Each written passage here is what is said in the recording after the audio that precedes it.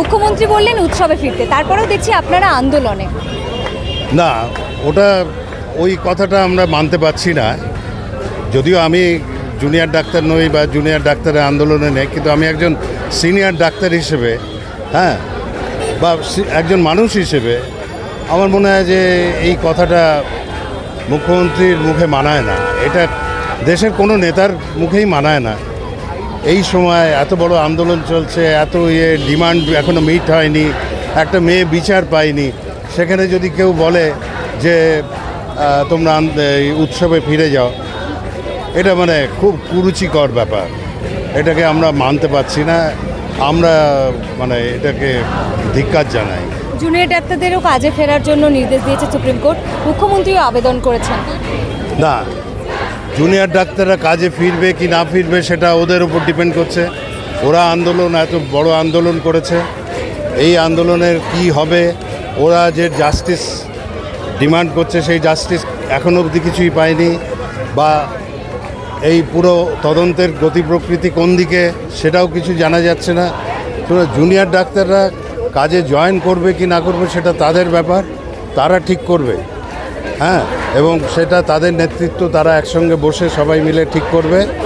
এবং আমরা জানি যে যেভাবে তারা আন্দোলনটা চালিয়েছে প্রথম থেকে, তারা নিশ্চয়ই ঠিক পদক্ষেপ করেই করবে। এবং একটা জিনিস মনে রাখবেন যে ওরাও কিন্তু ডাক্তার, ওরা কিন্তু মানুষের জন্য যেভাবে ওদেরও মন প্রাণ কাঁদে এবং মানুষের দুঃখ দুর্দশা দূর করার জন্য তারা এত লেখাপড়া শিখেছে, এত লেখাপড়ায় ওরা সেই জ্ঞান অর্জন করে সেটাকে তারা কাজে লাগাচ্ছে। সুতরাং ওরা নিশ্চয়ই ঠিক মতো করবে। মুখ্যমন্ত্রী নির্যাতিতার পরিবারকে কিন্তু চ্যালেঞ্জ করেছেন যে এই যে তারা অভিযোগ করেছিল যে পুলিশ টাকা দিতে চেয়েছিল, এই বিষয়টা নিয়ে যে টাকা কোথায় দেওয়া হয়েছে এটা প্রমাণ করতে হবে, মুখ্যমন্ত্রী চ্যালেঞ্জ করেছেন নির্যাতিতার পরিবারকে।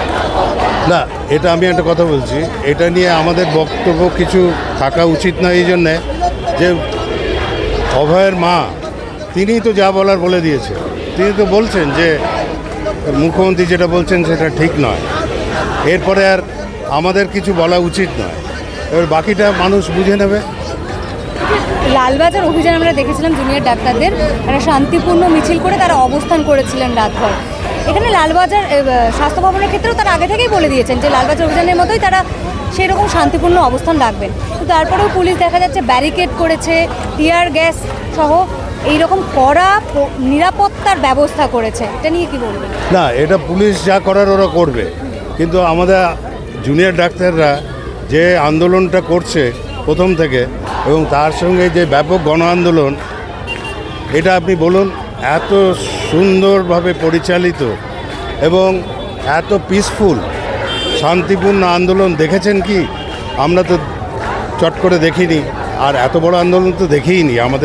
আমার এত বয়স হয়ে গেল তাতেও দেখিনি এত বড় আন্দোলন।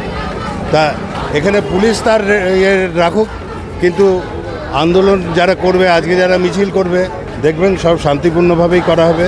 শুধু স্লোগান গান এই দিয়ে করা হবে, স্বাস্থ্য ভবনে যাওয়া হবে। এখন পুলিশ তার কাজ যেটা করার ব্যবস্থা রাখুক, কিন্তু তাতে কোনো দরকার পড়বে না। আমি সাধারণ নাগরিক একজন, আমার 63 বছর বয়স। আমি ওই দুঃখ জায়গাটা থেকে এসেছি যে মেয়েটি চলে গেছে তরুণী ডক্টর আরজি করে, খুব অল্প বয়সে, সম্ভবত 39 বছর বয়সে, না 31 বছর বয়সে চলে গেছে। তার বাবা আমার অনেক স্বপ্ন ছিল। যেটুকু জেনেছি যে মেয়েটির বাবা সামান্য একজন দর্জির কাজ করে, তার মানে নিদারুণ দরিদ্র পরিবার থেকে মেয়েটি উঠে আসছিল। তার বাবা আমার কত স্বপ্ন ছিল যে আমার মেয়ে ডাক্তারি করবে, এবং আমরা আরও জানি খুব কম ফিজে রুগী দেখতো মেয়েটা। এই মেয়ে, এবং একমাত্র মেয়ে, আর কোনো সন্তান নেই ওনার, এই একমাত্র মেয়ে চলে গেল অসময়ে। একজন বাবার জায়গা থেকে আমি এসেছি যাতে মেয়েটির সঠিক বিচার পাই। আমার আর কোনো এর পিছনে। উৎসবে ফিরতে পারছেন না? দেখুন, আমরা তো উৎসবে ফিরতে পারবো না, কারণ আমিও তো বাবা, আমারও সন্তান আছে।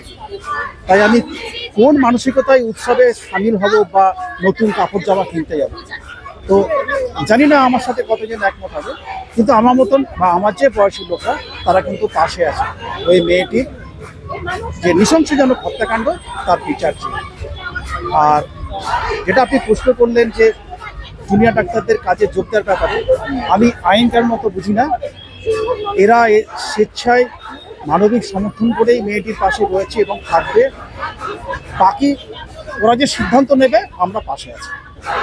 এই যে মুখ্যমন্ত্রীর যে পদত্যাগের দাবি উঠছে, এটাতে সমর্থন করছেন আপনি? অবশ্যই, না হলে এখানে আসবে কেন এই বয়সে? কারণ আমরা চাই সুস্থ সংস্কৃতিভাবে সবাই সুস্থভাবে বাঁচুক।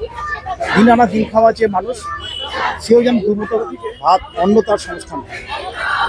আর ওই প্রথমেই বলেছি, আমাদের একটাই দাবি, প্রত্যেকে সারা পৃথিবীর মানুষের যে মেয়েটি যেন বিচার পায়। মেয়েটির বাবা মারও একই দাবি, যেন সঠিক বিচারটা আসে।